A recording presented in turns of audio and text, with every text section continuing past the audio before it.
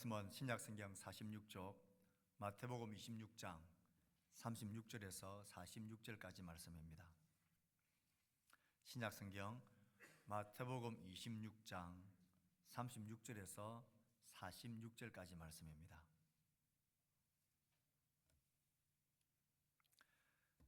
한 절씩 교독하겠습니다. 마태복음 26장 36절에서 46절입니다.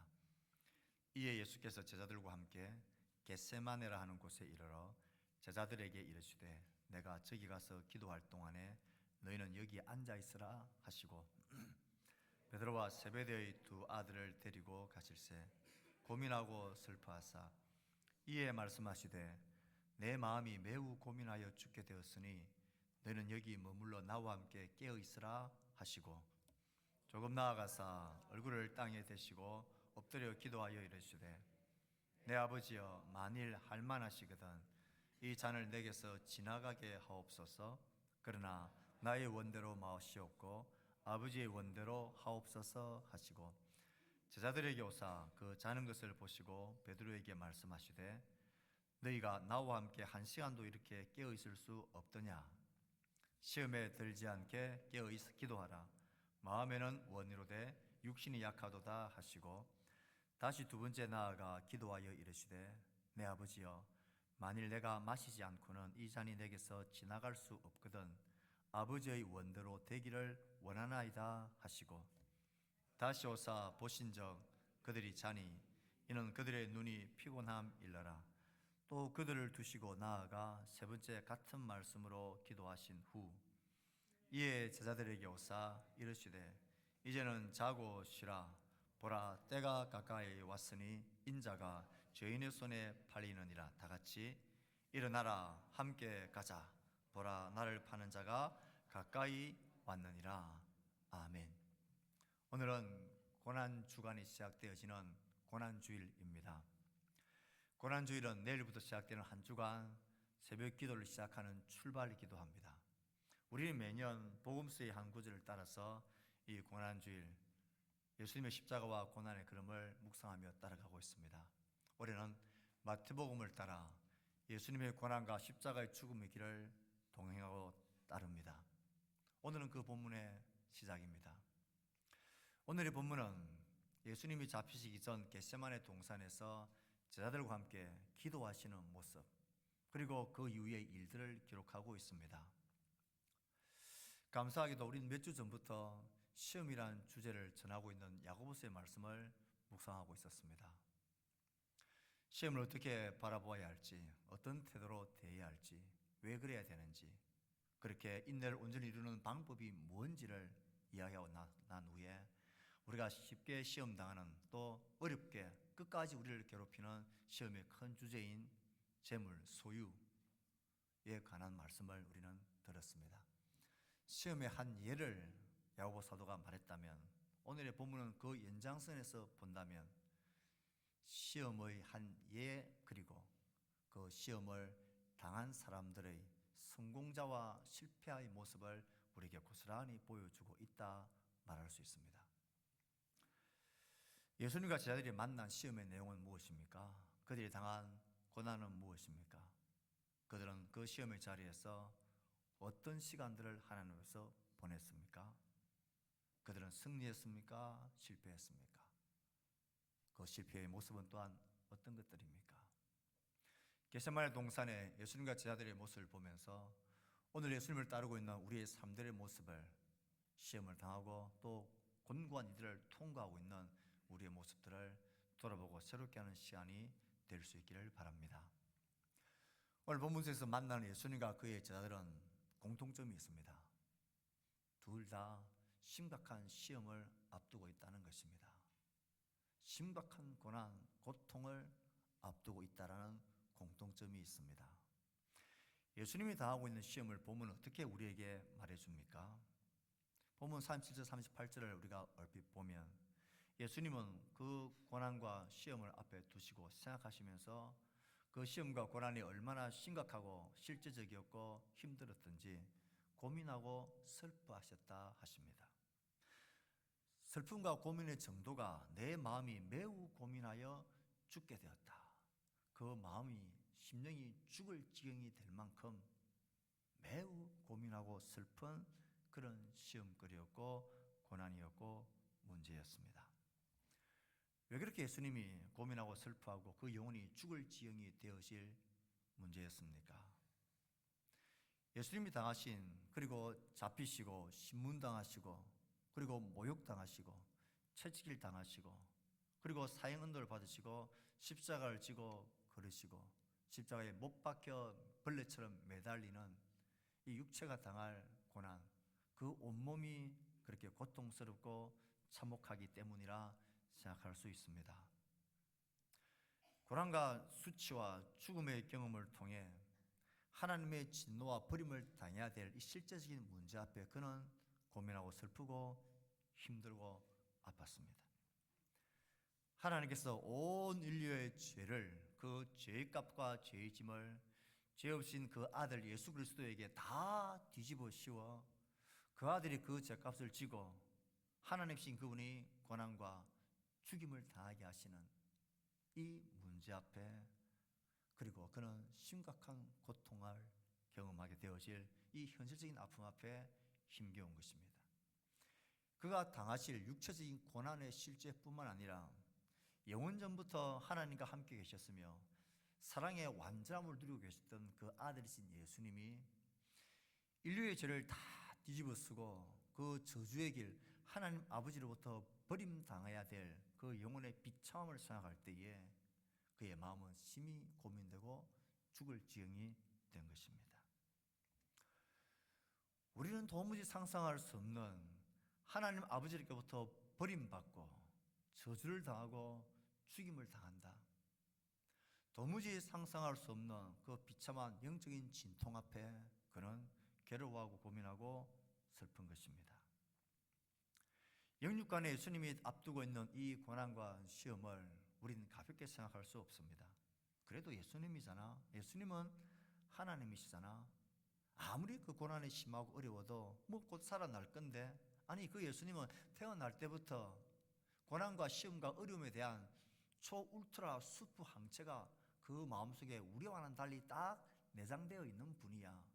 눈 깜짝할 사이면 그냥 쉽게 큰 타격 주지 않고 지나갈 수 있는, 가뿐하게 건너갈 수 있는 그런 일이다, 이렇게 생각하는 경향이 있습니다.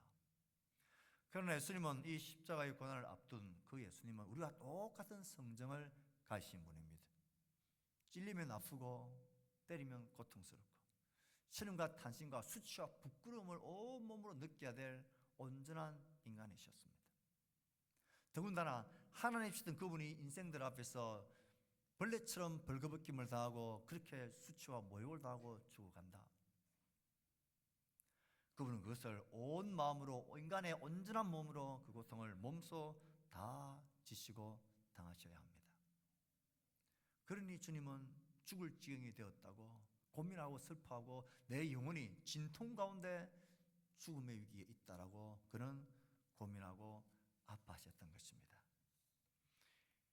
이 고난 또한 우리가 생각해야 될 예수님의 고난 당하심은 그런 신적인 초월적인 고난이 이전에 우리가 똑같은 몸으로 고스란히 당한 실제적인 고통이고 아픔이었다는 사실을 기억합시다. 그 영적인 무게와 그 진통을 깊이 느끼는 이 한 주간이 될 수 있기를 바랍니다. 그래서 예수님은 그 시험을 앞두고 기도의 자리에 나가신 것입니다. 제자들은 어떤 시험과 아픔을 그들은 앞두고 있습니까? 재밌는 것은 이 기도의 자리에 예수님께서 제자들을 데리고 가셨다는 것입니다. 그 중에서 특별히 세 사람을 예수님의 기도의 자리 현장 가까이에 그를 특별히 데리고 갑니다. 베드로, 세베대의 두 아들인 야고보와 요한을 특별히 기도의 가까운 자리에 데리고 갔습니다. 왜 그랬을까요? 이 이유 속에 이 제자들이 앞으로 당하게 될 고난이 어떤 것인가 하는 것을 짐작하게 합니다. 마태복음 20장 22절에 보면 이 세베대의 두 아들인 야고보와 요한의 어머니가 예수님께 와서 이렇게 요청합니다. 내 아들을 당신의 나라가 임하면 한 사람은 오른쪽에 한 사람은 왼쪽에 그런 권세의 자리에 안겨주세요. 청탁을 합니다. 그 청탁을 함께 듣고 있던 제 아들에게 예수님이, 그 두 아들에게 예수님이 물으십니다. 내가 마시려는 잔을 네가 마실 수 있느냐? 그들은 뭣도 모르고 할 수 있다라고 고백했습니다. 이 고난의 잔이라는 것이 얼마나 고난과 수치와 죽음의 잔이라는 것을, 그 무게와 깊이를 생각도 하지 못한 채 우리가 할 수 있다라고 고백했던 것입니다. 베드로는 어떻습니까? 모든 제자들 앞에서 그는 당당히 큰 소리 쳤습니다. 이 사람들은 다 예수를 버리고 부인하더라도 나는 죽을지언정 예수를 부인하지 않고 따르겠습니다. 큰 소리 쳤던 자입니다. 그 소리를 듣고 제자들도 응급결에 우리도 그렇게 하겠다라고 대답했습니다. 특별히 세 사람은 이렇게 하나님 앞에, 주님 앞에 죽을지언정 주를 따르겠다고 큰 소리 쳤던 장본인들입니다. 그래서 주님은 그들을 데리고 가셨고 이 세 사람을 특별히 기도의 현장, 그 자리에 그들을 가까이 있게 하셨습니다. 예수님은 아셨기 때문입니다. 내가 팔리고 신문당하고 고난당하고 채찍질당하고 죽임당한 이 일은 나에게서 끝나지 않고 나를 믿고 따르는 이 제자들에게도 똑같이 임하게 될 것이라는 것을 아셨기 때문입니다. 그들이 뭣도 모르고 고난의 잔을 마실 수 있다라고 말하고 나는 죽을지언정 주를 따르지 않겠다라고 그들이 이구동성으로 말하고 있지만, 그들이 그 고백과 말의 길을 따라서, 그 믿음의 길을 따라서 걸을 때에 그들에게 닥쳐질 이 수많은 어려움과 아픔과 고난의 자리, 이 시험의 자리를 주님은 아셨습니다. 그들은 그것을 진지하게 생각하지 않았지만 주님은 그것이 실제라는 것을 아셨습니다. 그래서 그들이 당할 이 시험의 무게를, 아픔을 아시기에 주님은 그들을 기도의 자리로 데려가고 있는 것입니다. 예수님도 시험의 무거운 고난의 자리에, 이 예수를 믿고 따르는 제자들도 이 시험과 고난의 자리에 늘 처하기에 주님은 그들의 시험을 알기에 기도의 자리로 데려가고 있습니다. 제자들만 그렇습니까? 우리의 삶들엔 이런 고난과 시험거리가 없습니까? 파도가 없는 바다가 없듯이 예수 그리스도를 따르는 믿음의 삶, 의로운 길에 이 어려움과 고통이 없을 수가 없습니다. 예수님을 싫어했던 세상은 그 예수를 사랑하고 따르고 그 원리를 따라 사는 그의 백성들을 싫어합니다. 예수를 죽였던 세상은 그 예수를 믿고 사랑하며 그렇게 사는 우리들을 환영하지 않습니다. 우리는 세상을 거스르고 흩어진 광야로 살아가야 될 그런 주를 따르는 자들입니다. 나의 시간과 나의 삶과 나의 재정과 나의 내일과 나의 꿈과 나의 목적에 대해 이 예수 그리스도를 따르고 믿음으로 그 나라와 의를 구하는 삶 가운데 시험이 없을 수가 없는 것을 주님 우리에게 말씀하십니다. 우리 모두에게도 다양한 종류의 각자의 시험들이 우리 가운데 있습니다. 그러므로 겟세마네 동산에 계신 주님이나 그 길에 함께 있었던 제자들이나 오늘 그 주님을 생각하며 그 앞에 예배 드리고 있는 우리들이나 우리들 모두는 시험을 견디며 시험을 통과하며 당하는 삶을 주를 따르는 자로서 살아가는 자들입니다. 그러므로 우리를 향한 말씀이고 우리의 이야기인 것입니다. 이런 시험을 안고 시험을 앞두고 있는, 고난을 앞두고 있는 예수님과 제자들, 그들은 기도의 자리에서 하나님을 구하고 찾습니다. 그런데 오늘의 본문은 우리가 익히 아는 것처럼 이 기도의 자리에 서 있는 예수님과 제자들의 모습이 너무나 대조되고 있다는 사실이죠. 예수님의 기도의 모습을 성경은 우리에게 어떻게 증거해 주고 있습니까? 예수님의 기도의 모습은 철저하게 하나님의 뜻을 구하고 그 뜻에 순종하고 그 뜻을 따르는 기도입니다. 그리고 그의 기도는 정말 절박하고 간절한 기도였다는 것을 오늘 본문은 우리에게 말해줍니다. 할만하거든 이 잔을 내게서 지나가게 하옵소서. 이것이 하나님 나는 이 길을 걸어가기가 싫으니 나의 뜻대로 해달라는 의지 기도가 아니죠. 할만하시거든. 내 속에 이런 바람이 있긴 하지만 진짜 주님의 기도는 그 후반부에 있죠. 나의 원대로 마옵시옵고 아버지의 원대로 하옵소서. 두 번째, 세 번째 기도는 이 기도가 점점 진척되어져 가고 있습니다. 이제는 할만하시거든 그 마음도 속 없어졌습니다. 아버지야, 내가 마시지 않고는 안 되거든. 내가 이 잔을 마시겠습니다. 그리고 아버지의 원과 뜻대로 되기를 간절히 원합니다.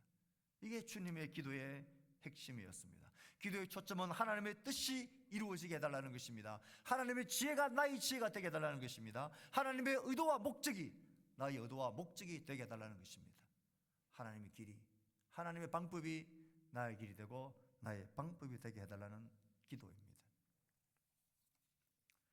예수님의 기도는 절박했다라는 것을 마태는 우리에게 기록합니다. 기도의 모습이 어땠습니까? 39절은 이렇게 묘사합니다. 자신의 얼굴을 땅에 대고 엎드려 기도하셨다. 자신의 얼굴을 땅에 대고 엎드렸다. 이건 절박함의 표현입니다. 예수님의 생애 당시에 예수님께 이렇게 절박한 심정을 가지고 나온 사람들이 있었습니다. 그 중에 한 사람이 10명의 문둥병자 중에 고침받아 놀래서 주님께 달려와서 감사를 표하던 문둥병자입니다. 그가 얼마나 감격스럽고 얼마나 감사했으면 나은 것을 알고는 9명은 다 자기 갈 길로 갔지만 그는 예수님에게로 달려와서 얼굴을 땅에 대고 엎드려 감사합니다. 신을 깎고 흙 같은 나를 온전케 해주신 그 은혜에 감격하며 바싹 엎드려 감사를 표합니다. 예수님이 땅에 얼굴을 대고 엎드려 기도했다. 그 절박함과 감격함으로 간절히 하나님을 찾는 것입니다. 의사였던 누가는 이 모습을 이렇게 우리에게 표현합니다. 힘쓰고 애써서 더욱 간절히 기도하시니 땀이 땅에 떨어지는 핏방울 같았더라.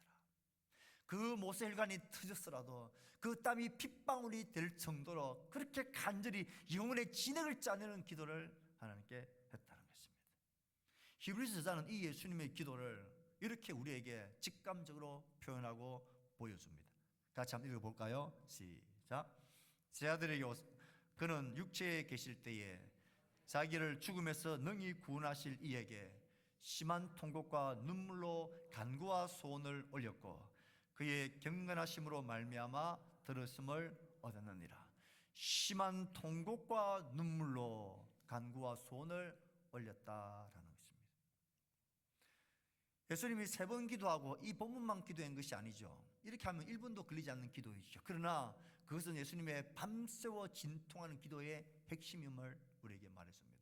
그분은 밤새워 하나님께 간절히 기도하기를 심한 통곡과 눈물로 대성통곡하며 땅에 얼굴을 엎드려 하나님께 부르짖으며 기도했던 것입니다. 하나님의 뜻이 내 속에서 이루어지기를, 이것을 위해서 내가 여기에 왔음을, 내가 이 길에 물러서지 아니하도록 그 영혼을 구원하고 싶어 하시는 하나님의 그 거룩한 뜻이 나의 뜻 되게 해달라고 간절한 통곡과 눈물로 기도하며 하나님의 뜻이 이루어지기를 밤새워 기도했습니다. 예수님은 말로 다 할 수 없는 심각한 위기와 시험 고난 앞에 하늘의 지혜를 구하였습니다. 하나님의 뜻이 분명해지기를, 그 뜻 앞에 내 온전히 내 자신을 드릴 수 있는 자가 되기를 그는 밤새워 통곡하며 기도한 것입니다. 이에 반해 제 아들은 어떻습니까? 제 아들은 기도에 실패합니다. 기도를 하시고 돌아와 보니 제 아들은 깨어있지 못하고 자고 있습니다. 너희가 나와 함께 1시간도 이렇게 깨어있을 수 없더냐? 주님께서 안타까워하실 마음으로 그들에게 말하고 있습니다. 이렇게 절박한 심령으로 통곡과 눈물로 기도하고 있는 자신과는 다르게 이들은 육신이 약하고 피곤하고 힘들다는 마음 때문에 그들은 자고 있습니다. 깨어있지 못하였습니다. 1시간도 나와 함께 깨어있지 못하게 되냐? 이 예수님의 책망 속에는 너가 육신이 약하니까 어쩔 수 없구나, 그것을 말하는 게 아니죠. 아무리 그래도 지금은 기도할 때가 아니냐는 것입니다. 너희들 앞에 닥쳐질 이 시험과 고난을 안다면 어떻게 지금 잘 수 있느냐는 것입니다. 나와 함께 이 1시간도 깨어 있을 수 없더냐? 주님의 안타까운 마음입니다. 다시 돌아와 봅니다. 43절에 그들은 여전히 잡니다. 이는 그들의 눈이 피곤함이러라. 그들은 육신은 약했고 눈은 피곤하고 무거웠습니다. 그래서 주님은 세 번째 기도하고 와서는 이제는 자고 쉬라, 때가 되었다라고 말합니다. 자고 쉬라는 이 말은 이제 되었다, 그만해라 하는 말이 아니죠. 너희들이 깨어 기도해야 할 시간을 놓쳤다는 것입니다. 실패했다는 것입니다. 깨어 기도하며 하늘의 지혜를 구하는 일에 너희들은 약하고 피곤했다. 이제 다 됐다라는 말씀입니다. 사랑하는 성도 여러분, 잠자고 있는 제 아들 향한 애타는 예수님의 마음이 우리를 향한 주님의 애타는 마음인 것을 들어야 합니다. 너희가 나와 함께 한 시간도 이렇게 깨어 있을 수 없더냐? 나와 함께. 왜 예수님과 함께 합니까? 이 말의 의미 속에는 우리가 예수님 곁에서 함께 기도하며 함께 깨어있고 함께 통곡하며 함께 하나님의 자비를 구하는 이 제자들을 보시면서 함께 있는 제자들을 향한 주님의 위로와 격려와 너희들이 나와 함께 하나님 앞에 기도하며 깨어있을 수 없었더냐? 함께 기도하는 힘의 위로와 격려를 주님은 원하셨던 것입니다. 왜 주님은 그들을 그 기도의 자리에 있게 했습니까? 왜 그들을 기도의 자리에 데리고 갔습니까? 자신이 당할 위기와 고난과 시험을 위해서 기도할 뿐만 아니라 그 일을 위해서 함께 기도할 때에 우리에게 주는 기도의 힘과 위로와 능력을, 협력을 주님은 아시기 때문입니다. 사랑하는 성도 여러분, 이 고난 중간을 시작한 우리는 겟세마네 기도의 동산에서 주님을 봅니다. 우리를 향하여 주님은 물으십니다.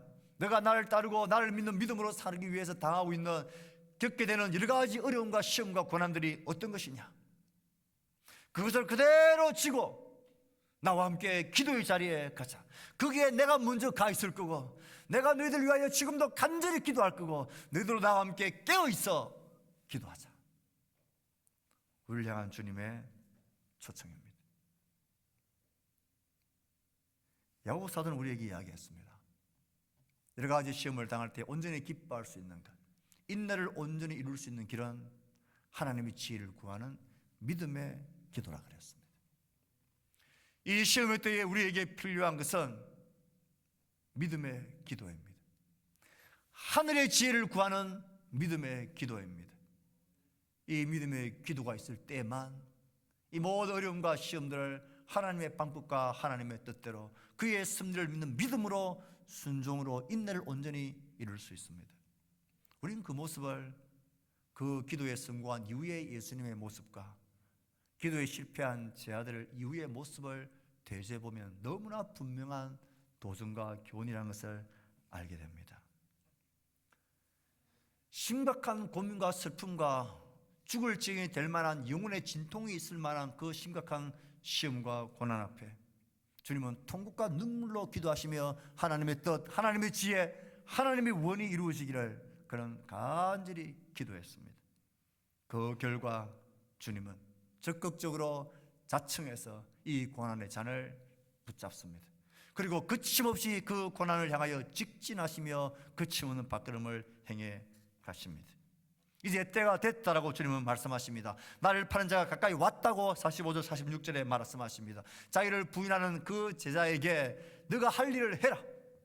내가 너의 할 일이 무엇인지를 알고 있다는 것입니다. 나는 준비가 됐다는 것입니다. 나는 두렵지 않다는 것입니다. 나는 조금도 머뭇거리지 않는다는 것입니다. 더 이상 슬픔과 고민과 주저함은 없다라는 것입니다. 그 고난과 죽음을 향하여 하늘의 뜻을 향하여 직진합니다. 그는 이미 겟세마네 기도의 자리 그 밤에 자신을 주께 온전히 드렸습니다. 이 고난을 받아들임으로 인내의 고난을 이루기 위하여 기도함으로 하나님의 지혜에 순종하기로 그의 가슴은, 그 영혼은 이 순종으로 하나님의 지혜로 가득 차 있었습니다. 이것이 나의 소명이고 이것이 나를 버리고 너희들을 찾는 길이고 이것이 한 아들을 버리고 수많은 다른 아들을 찾으시는 하나님의 의라는 것을, 하나님의 지혜라는 것을 그는 확신하고 그 하나님의 지혜로 충만해졌습니다. 그 일에 순종하는 일에 조금의 머뭇거림도 없습니다. 내가 그 일을 위하여 보냄을 받은 자라는 것을, 내가 죽어야 너희들이 살 수 있다는 것을, 내가 버림받아야 너희가 찾아못 들을 수 있다는 것을, 내가 저주를 받아야 너희들이 영원한 복을 누릴 수 있다는 것을, 내가 너희들의 모든 죄를 지고 이 값을 치르고 심판받아야 너희들의 모든 죄가 용서받고 하나님의 자녀가 될 수 있는 권세를 누리게 된다는 것을 우리 주님은 분명한 심령으로 가득 채우셨습니다. 그렇게 하시겠다 하셨던 선지자의 글, 하나님의 예언이 이루어지는 일에 자신을 전적으로 드리고 있는 아버지의 뜻에 순종하는 예수님의 모습입니다. 이 예수님의 기도와 순종이 있었기에 오늘 우리에게 살 길이 열린 것입니다. 오늘 우리의 죄가 속죄될 수 있는 하늘의 지혜가 우리의 지혜, 우리의 복음이 될 수 있었던 것입니다. 이 겟세마네 동산에 주님의 기도가 없었다면 빌라도 법정에 주님도 없을 것이고, 골고다 언덕 십자가 위에 주님도 없을 것이고, 빈 무덤에 주님도 없을 것이고, 성천하신 주님, 믿는 모든 자에게 그의 영으로 임하시는 주님은 더더욱 없을 것입니다. 우리의 구원은 시작도 되지를 못했을 것입니다. 이 모든 하늘의 지혜는 이 동산에서 통곡하며 기도하셨던 주님의 기도에서 가능하고 시작되어진 것입니다. 이렇게 하늘의 뜻과 지혜를 쫓아 담담하게 대담하게 걸어가시는 직진하시는 예수님의 모습과는 정반대로 이 제자들의 모습은 처참하고 비참합니다. 시험 앞에 하늘의 지혜를 구하는 믿음의 기도에 실패했던 그들이 할 수 있는 것은 딱 두 가지밖에 없었습니다. 자신의 칼을, 자신의 힘을, 자신의 지혜를 상징하는 칼을 빼대고 그것을 대적을 향하여 휘두르 치는 것밖에는 할 수 있는 게 없습니다. 그래서 칼을 빼듭니다. 그리고 그 대적과 원수들 향하여, 자기를 잡으러 온 자들 향하여 내리칩니다. 왜 칼을 집었을까요? 그것이 자신의 지혜의 최선이었기 때문입니다. 그것이 이 어려움 가운데 내가 취할 수 있는 최고의 행동이었고, 내가 나를 보호할 수 있는 최고의 능력이 바로 그것이었기 때문에 칼을 빼드는 것입니다. 그들에게는 하나님의 지혜가 없었습니다. 이 일을 통하여 이루어 가실 하나님의 뜻에 대한 이해도 믿음도 없었습니다. 왜요? 이 부족한 지혜를 달라고 주님 앞에 기도하지 않았기 때문에. 구하지 않았는데 어떻게 받을 수 있습니까? 그러니 자신에게 있는 것으로 대항할 수밖에 없지요. 나의 경험들, 지금까지 내가 해왔던, 적어도 내가 이 모든 것을 컨트롤할 수 있다는 나의 자신감들, 내가 가지고 있는 돈들, 내가 가지고 있는 재능들, 내가 가지고 있는 직장들, 나의 생업의 터전들, 건강들, 그런 것들, 그것들밖에는 빼들 수밖에 없죠.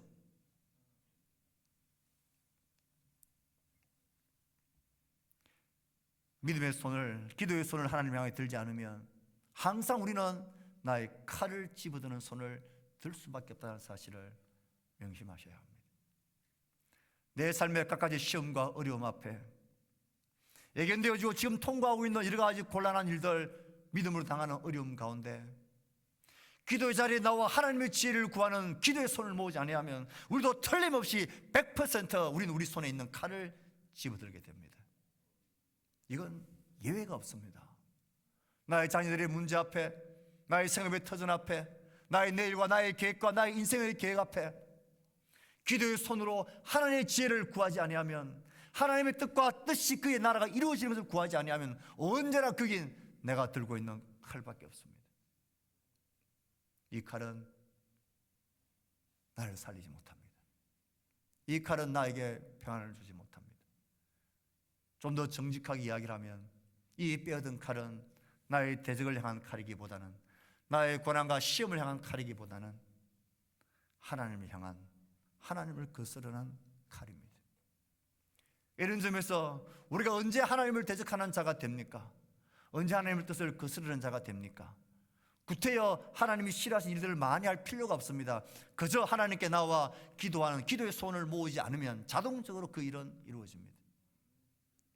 하늘의 지혜로 나를 채우지 아니하면 나의 지혜와 나의 능력과 나의 힘으로 그것을 대신하게 되는 게 우리의 모습입니다. 이렇게 칼을 빼들었지만 주님은 그 칼을 거두고 넣으라 말씀하십니다. 주님은 하늘의 천군 천사들 12군나 더 되는 그 칼들을 얼마든지 부를 수 있고 빼들 수 있는 분이지만 주님은 그 길을 거두십니다. 그건 하나님의 지혜가 아니었기 때문입니다. 그건 하나님의 방법이 아니었기 때문입니다. 하나님의 뜻도 하나님의 원도 구원의 길이 결코 아니었기 때문입니다. 결과 제자들은 예수님을 버리고 도망합니다. 이에 제자들이 다 예수를 버리고 도망하니라. 그들은 자신들이 이렇게 초라한 사람일 줄 상상하지 못했습니다. 한 번도 자신들이 이것밖에 안 되는 존재인가, 이렇게밖에는 안 되는 사람인가를 심각하게 고민한 적이 없습니다. 그래도 자기들은 3년 전에 이미 예수님을 따르기 위해서 모든 것을 부인하고 버리고 주를 따른 자입니다. 3년을 예수님과 동고동락하면서 능력도 행하고 예수님 모습을 받고 가르침을 배웠던 자들입니다. 적어도 다른 사람은 다 주를 버려도 나만큼은 주를 버리지 않을 수 있다고 자신했던 사람입니다. 예, 우리도 그렇게 하겠다고, 그렇게 할 수 있겠다고, 할 수 있으리라고 스스로를 생각했습니다. 자신들이 이렇게 주를 처참하게 부인하고 버릴 그런 연약한 자라는 것을 꿈에도 생각을 하지 못했던 것입니다. 그들은 자신을 몰랐습니다. 성경을 가만히 보면 예수님께서는 자신이 고난당하고 죽임당하시고 부활할 거라는 걸 말씀하실 때마다 내가 침을 당하면 양들이 너희들도 다 흩어지게 될 거다. 이 베드로에게 뭐라 말씀하셨습니까? 닭 울기 전에 네가 3번 나를 부인할 거다. 너희들이 다 나를 떠나고 흩어질 거다. 누누이 말씀하셨지만 그 말을 들을 때 그들은 기분 나빠했을 겁니다. 도대체 우리를 뭘로 보는 거야? 우리가 그 정도밖에 안 된다고? 그들은 자신에 대해서 몰랐습니다. 기도의 손을 모아 하늘의 지혜로 충만해지지 아니하면 이렇게밖에 할 수 없는 자신이라는 것을 그때는 몰랐던 것입니다. 우리가 왜 하나님 앞에 기도하는 일에 게을를까요? 왜 기도에 통하여 하나님의 지혜를 공급받는 일에 우리는 그렇게 무관심할까요? 나 자신을 모르기 때문입니다. 얼마든지 나는 그렇게 할 수 있고 처리할 수 있는 힘과 능력이 어느 정도 있다고 생각하기 때문입니다. 이렇게 처절하게 주를 버리고 부인하고 떠나갈 줄 자신을 몰랐기 때문입니다. 알았다면 그렇게 하지 않았겠죠. 알았다면 이 시험을 앞두고 그도 주님 곁에서 울며 동극하며 하나님의 지혜를 구했겠죠. 그들은 자신을 몰 뿐 아니라 예수님을 도통 몰랐습니다. 그 예수님이 어떤 구원을 가져오시는 메시아인 줄 몰랐습니다. 어떤 능력이 그의 진짜 능력인 줄 몰랐습니다. 어떤 방법으로 이 땅에 하나님 나라를 세우고 그가 진짜로 이 땅에 오신 목적이 로마의 정권에서 밖에서 우리를 구원해내는 그 정도가 아니라 모든 인생들, 죄와 죽음 앞에 영원히 종노릇하는 인생을 근본적으로 새롭게 구원하는 살 길을 내기 위하여 그가 죽으심으로 우리를 살리시는 길인 것을, 그가 십자가에 못 박힘으로 우리를 살게 하는 길인 것을, 죽는 것이 사는 길인 것을, 자기를 부인하는 것이 너를 살리는 길이라는 것을, 그런 메시아인 것을 그는 몰랐습니다. 기도의 자리에 하나님의 지혜와 하나님의 뜻과 하나님의 의를 구하지 아니하니 자신을 모를 뿐 아니라 하나님도 모르고 그 예수 그리스도도 모릅니다. 이 모습은 남의 이야기가 아닌 것입니다.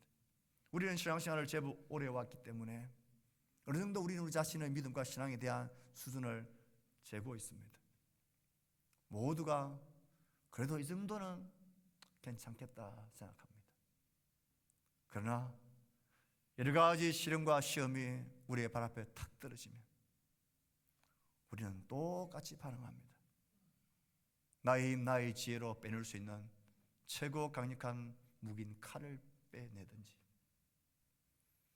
그렇게 휘둘러 보다가 안 되니 믿음이 뭔지, 내가 믿고 있는 하나님이 어떤 분인지 여기에 대한 고민 없이 버리고 도망하는 이 처참한 일로 밖에는 걸어갈 수 없습니다. 사랑하는 성도 여러분, 우리는 겟세마네 동산에서 기도의 자리에 나와 함께 깨어있자 부르시는 주의 부르심 앞에 대답해야 합니다. 여전히 우리에겐 시험들이 있을 것입니다. 여러분이 주를 따르고 내일을 사는 일에 두려움과 곤란한 일들, 확실하지 않은 많은 것들이 있을 것입니다. 그 시험을 가지고 그 고난을 안고 기도의 자리에, 주님과 함께 있는 자리에 나오십시오. 믿음의 손을 모으고 하늘의 지혜를 구할 때만 하나님이 구하는 자에게 풍성하게 후히 주시고 꾸짖지 아니하시고 그 지혜를 주십니다. 이 지혜로 오늘을 사는, 이 지혜로 우리의 모든 시험들을 이겨내는 믿음의 사람들, 기도의 사람들 다 될 수 있기를 주의 말씀으로 축복합니다. 우리가 주의 말씀을 생각하고 반응하면서 찬송가 154장을 부르겠습니다.